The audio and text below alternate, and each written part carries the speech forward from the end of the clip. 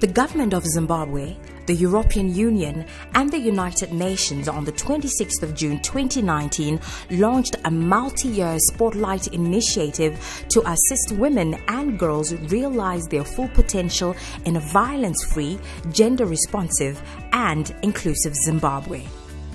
The launch was presided over by the President of Zimbabwe, His Excellency Emmerson Dambudzo Mnangagwa, who was represented by Honorable Minister Professor Murwira. I'm going to read this speech on behalf of His Excellency, my President.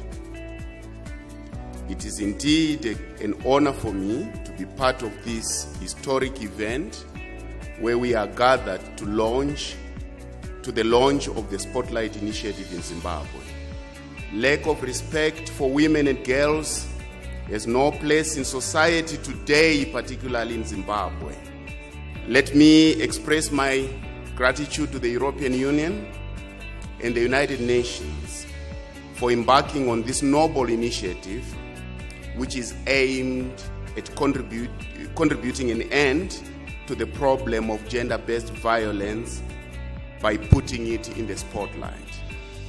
This initiative will see our country receiving support to the tune of 22 million euro towards programs to end violence against women and girls.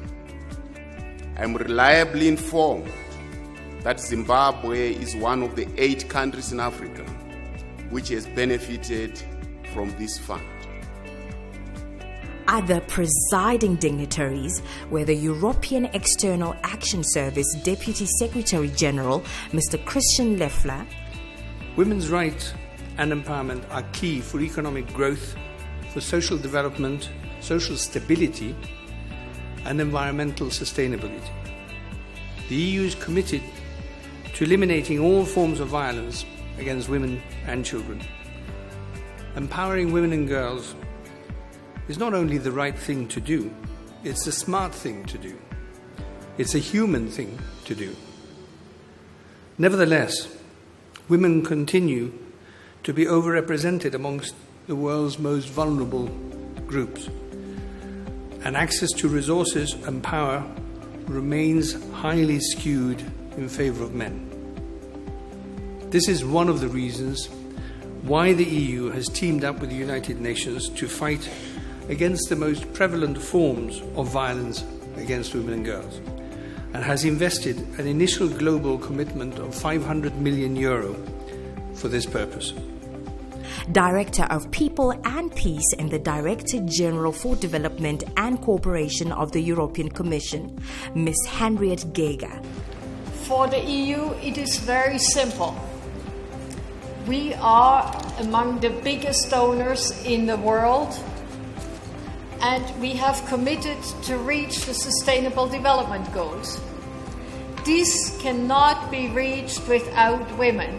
No country in the world can reach the Sustainable Development Goal without unleashing the full potential of women. The Spotlight Initiative launch also brought together over 200 senior delegates, including government ministers, members of parliament, European Union, United Nations, members of the diplomatic corps accredited to Zimbabwe, civil society, private sector, academia, and the media.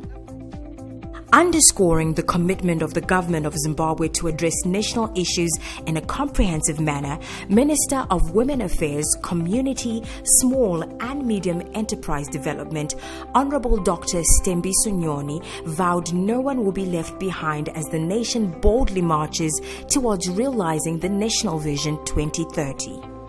The Transformational Development Plan clearly recognizes gender mainstreaming as an integral part of the transformative process. In our esteemed audience, gathered to support a worthy national cause, the launch of the Spotlight Initiative. United Nations Resident Coordinator Mr. Bishop Parajuli believes the initiative tackles head-on sexual gender-based violence by paving the way for women and girls to have a voice, choice, and control over their lives. Allow me from the onset to thank the government of Zimbabwe, particularly His Excellency the President Mnangagwa and Honorable Minister Dr. Nyoni for their leadership and commitment as we work together to get to this moment of launching of the Spotlight Initiative to end violence against women and girls and gender empowerment. I would like to also recognize the generous support from the European Union, not only in financial terms, but also technically and strong leadership to advance right to development, human rights, good governance, climate change, and gender equality, among many other areas, the EU-UN collaboration under the 2030 Agenda for Sustainable Development in Zimbabwe and globally.